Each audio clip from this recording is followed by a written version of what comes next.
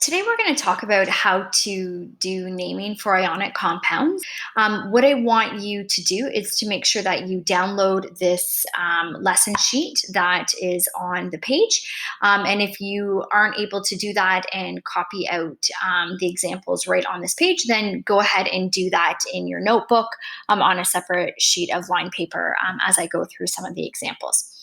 So the first example that we want to go through is elements that have one valence option only. And we're talking about when you have two elements that are combining to form an ionic compound, so a metal and a non-metal, and when your first element only has one valence option. So let's just take a look. There is this periodic table as well as a reference that you should download. And you're going to notice that aluminum has a +3 charge, meaning aluminum tends to give up 3 electrons to become stable, to create a cation. What the general rule is when we're looking at this periodic table is that the alkali metals are a +1, the alkaline earth metals are a +2. We skip the transition metals and we go to this column here, which is labeled as column 13, but I tend to think of it as column 3. So this would be a +3. And then this column here would be a plus or -4. And then what ends up happening is we start to count down again. Then we go 3, 2, 1, 0 in terms of valence options. And this would be a -3 because now when we're getting into the non-metals, and this would be a -2 for this column, they tend to accept electrons to create anions. So let's take a look at some of our examples and let's go from there. So as we mentioned, aluminum is a +3, and we take a look at sulfur, and sulfur is a -2. Okay, so I'm just going to make this a little bit bigger. And let's just see why that is. So we've looked previously at the Lewis dot structures for aluminum.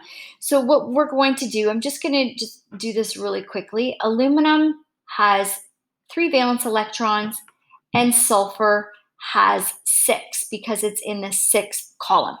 So aluminum will give up 3, sulfur will pick up 2 in order to have a full octet. Okay, so what we're going to do is we're going to write down the symbol for each, aluminum and sulfur, and we're going to put the charge above, +3, -2. What we're going to do now is we're going to crisscross. So we're going to bring that charge down, and they become what is known as subscripts. So the formula here, and we leave out the plus and the minus when we create the formula, would be Al2S3. The name, we keep the name of the first element the same, aluminum, okay?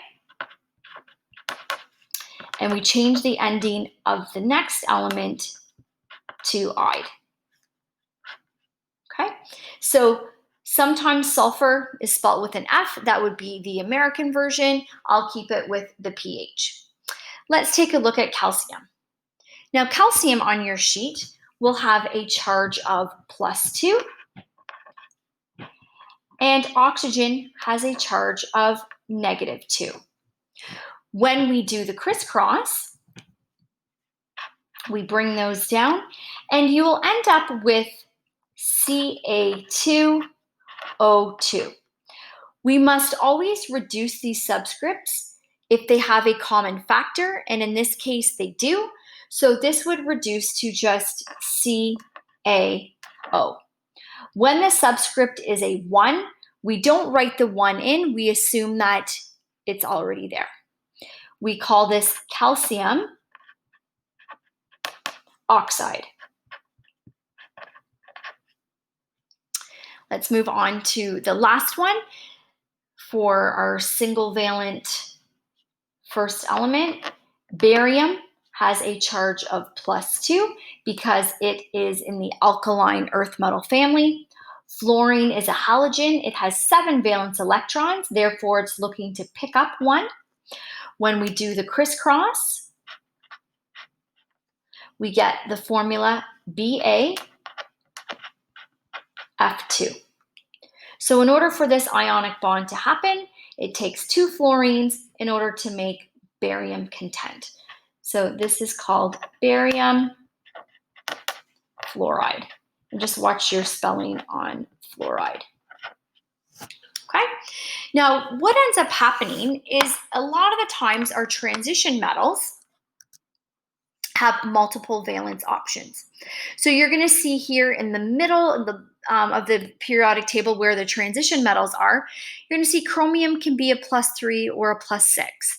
And we've got iron can be a +2 or a +3. Okay. Now, some of these other ones, I've only chosen some representative ones. There are obviously more elements here that aren't listed, but these are the more common ones that you will see. Okay. So let's take a look at some of the examples that we're going to be doing with copper. Now, copper can be a +1 or a +2. Chlorine is a -1. So let's go ahead and take a look at how that formula will play out. Okay. So with copper and with chlorine, we're able to form 2 different compounds. In the first option, we're going to pick a valence of 1. And in the second option for copper, because it has more than one valence option, we will pick a 2. Chlorine is always a -1. Your second element will never have more than one valence option. When we crisscross, we notice that the formula in this first case is CuCl, and in this second case, it's CuCl2. When we are naming, we must differentiate between this formula and this formula. We can't call them both copper chloride because they have different properties and different uses. So we must indicate that. And the way that we do that is using the stock system, which is known as the Roman numeral system. We take a look before the crisscross happened, what valence option was picked for copper. And we see that we used a 1.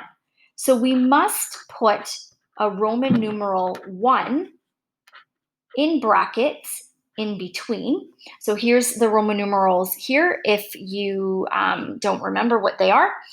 And then we write the second element as we did before, changing the ending, to "ide." So copper 1 chloride. Here, it looks like there's a 1, but remember, we have to pick the Roman numeral before the crisscross happened. So what valence did we pick for that first element? And so we would call this copper 2 chloride. Notice above, we don't put a Roman numeral when your first element only has one valence option. You never put that in. When we take a look at mercury, mercury has more than one option. You can have mercury 1 or mercury 2. So I'm just going to do both in this same box, okay? So we have mercury 1 as an option, or you have mercury 2. Oxygen is always a -2. So when we do the crisscross in this first scenario, you get Hg2O. And in this next one, you get Hg2O2, but we're going to reduce that right away to just HgO. So how do we name this? Well, this is where you don't want to get fooled. Just because you see a 2 here does not make this mercury 2. We have to, again, look before the crisscross happened. So this is called mercury 1.